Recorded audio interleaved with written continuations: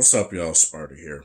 Now, for this video, I want to talk AirPods Pro, and this is going to be a review after some time, right? After these have been out for like what, a couple years now, like at least a year. No, it's been a year, and now that there's rumors of like AirPods Pro 2 coming out or AirPods Pro Lite or whatever they decide to call them, well, they don't really say Lite. They probably call them the AirPods Pro SE or some stupid shit. But I want to talk about these. And there I go. I want to talk. I want to talk about these and why I like them and what I use them for and why I feel these are good even on Android for Android users. I feel there's multiple ways you can get the multitude of things. Most of what you can get on iOS, you can get on Android as well with an app, obviously. So let's talk about, and I made a video on that already, but let's talk about this here. So the Apple AirPods Pro, the successor of the AirPods. Well, I wouldn't necessarily say successor because they're kind of different products. Honestly, the AirPods are basically just made for convenience. A lot of people said that the sound is trash, so they would just be like, "Oh, I just use them for phone calls." So that's all they would basically use the AirPods for. The AirPods 2, which is basically just the regular AirPods with a true wireless charging case. That's all that is just the same shit.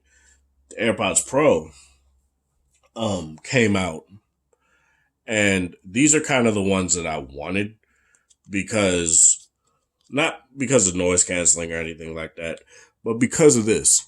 Because of obviously the phone's not gonna focus because let's try this again, shall we? There we go.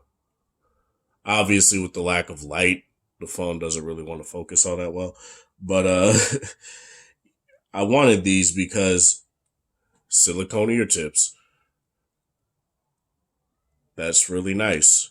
That's something that I felt the regular AirPods were lacking. And there were like, little straps or something like that, little accessories that people would put on the regular AirPods that had like, say, wingtips and stuff like that. And to keep them in your ear better. And the problem with the regular AirPods is that they would basically just keep slipping out of people's ears. So they would keep digging the driver deeper into the ear. That's bad for your hearing, obviously. So, especially when they crank up the volume all the way to the max and they constantly keep doing that because they want more bass and they want more volume and they want it to have a seal. So this is what I like because it just gives all that. And it adds, features like active noise canceling, transparency mode, a dynamic EQ, stuff like that. And let me talk mainly about the stuff that I do like. I like the portability of the case. Now, there are problems that I have with the case. That's mainly due to its glossy nature. I don't really like that they went with this glossy look at all. Um, it honestly is kind of stupid to me.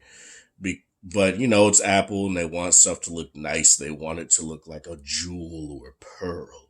So they just decided to go with this like super glossy, super kind of cheap feeling, like glossy case. And to me, that kind of sucks because you look at you look at some earbuds that are $50 with a matte case, and honestly, it just feels better because it feels more durable.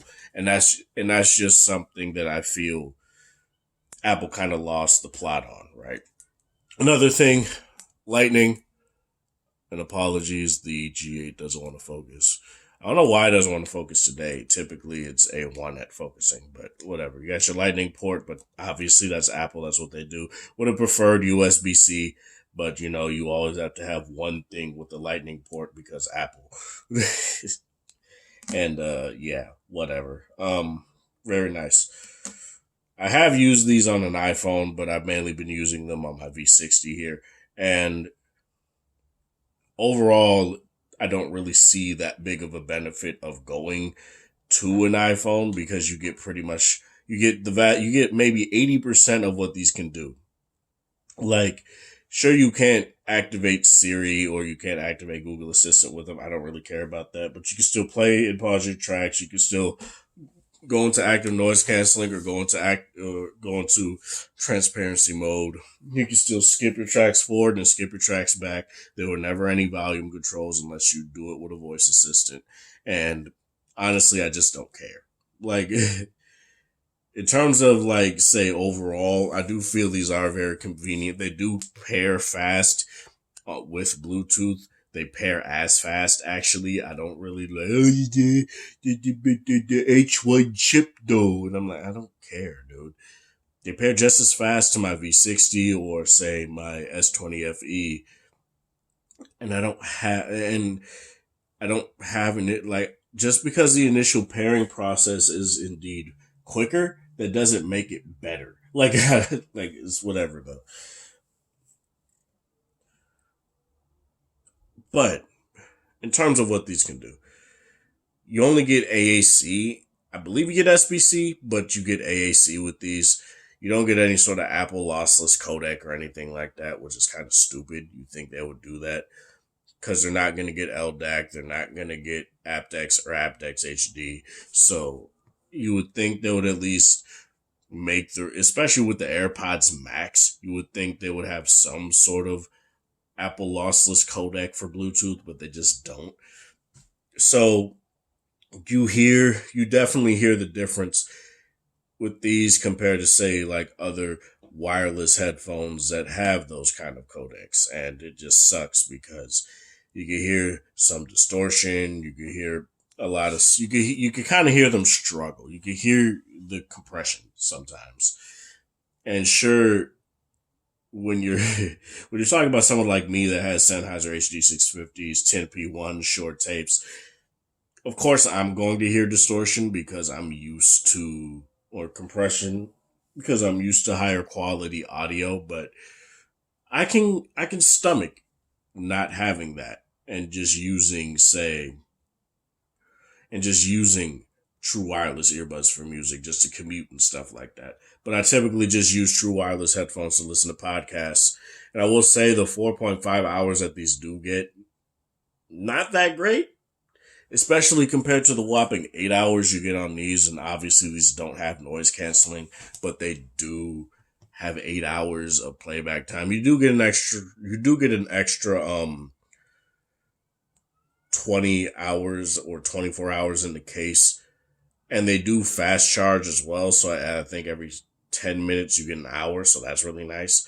They're not as insane as say the the tone freeze where every 5 minutes gives you an hour of usage, and you could basically just charge up your tone free earbuds or earbud depending on how you listen to music or listen to podcasts in just half an hour. Whereas these would probably just take 50 or even an hour depending, right?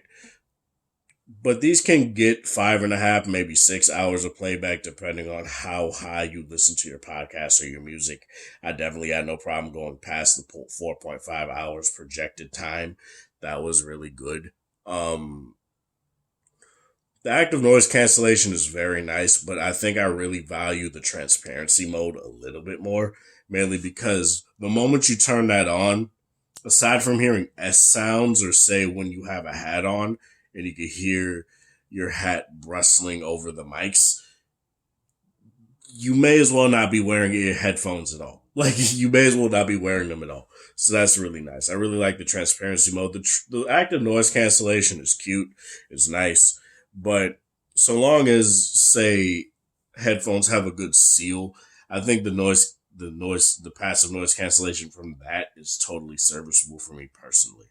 And that's just pretty much it when it comes to that. But I will say that the noise canceling on these are really good.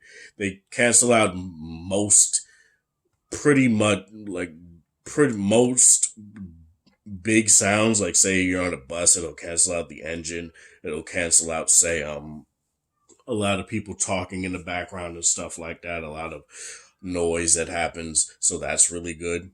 But say if anything is louder than a bus engine or anything like that, you'll still hear it a little bit.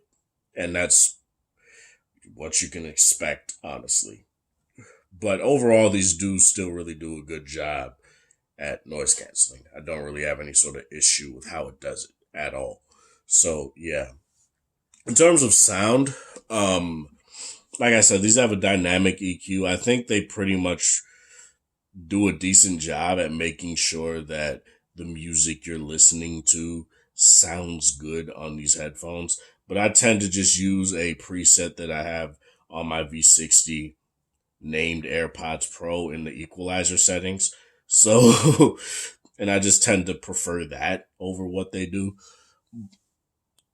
With more intricate tracks, these do tend to fall apart.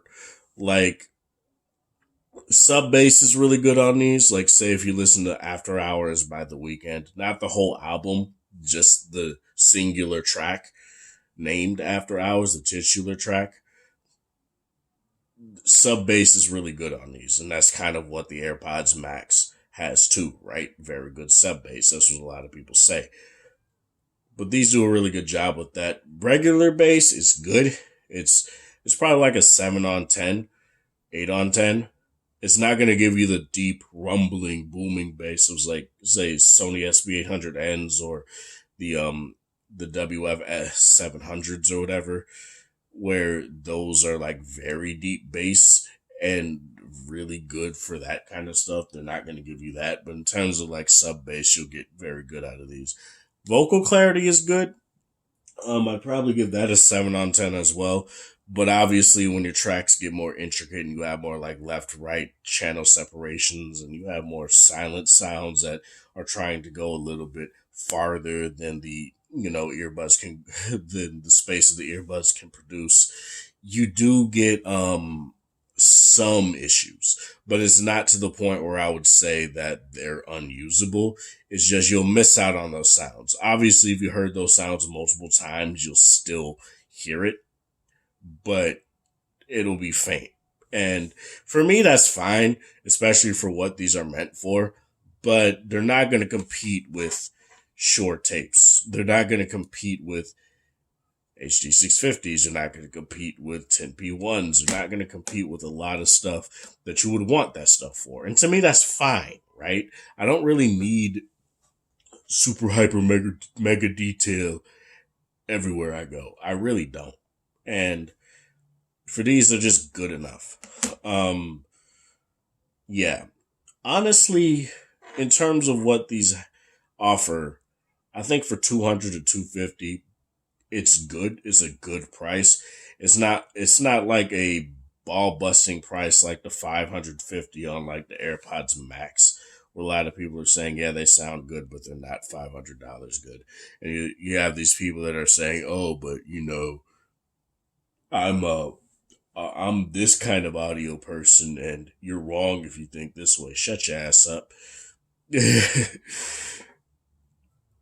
Like, honestly, these do a really good job at a lot of things. Mainly for convenience, I would think, and especially on iPhone, you definitely get those convenience factors a little bit more, but on Android, you definitely don't have an issue. These are staying in my stable mainly because I just like the convenience of them. I use them for when I go to, say, the store or anything like that. I use them for when I go out quite a bit and just use the noise canceling just to cancel out the stuff. And again, I'm not really into noise canceling like that, but when they're on a pair of wireless headphones, I appreciate it. It's not a deal breaker for me. It's much like 120 hertz where it's like, yeah, it's nice, but I don't need it. But that's pretty much it. The AirPods Pro are a really nice quality pair of headphones. I don't necessarily think they're the best things out there, and a lot of people say that they're not the best things out there, but they get the job done. And yeah, That's all I'm going to say. This is Sparta. Thank you guys for watching. Thanks for the support. Hope you guys have a wonderful Sunday or whatever time of day it is in the area. Like the video if you like it, dislike it, dislike it, share with people that are interested in this sort of content. Thanks for 941 subscribers. I really do appreciate it, and have a good one.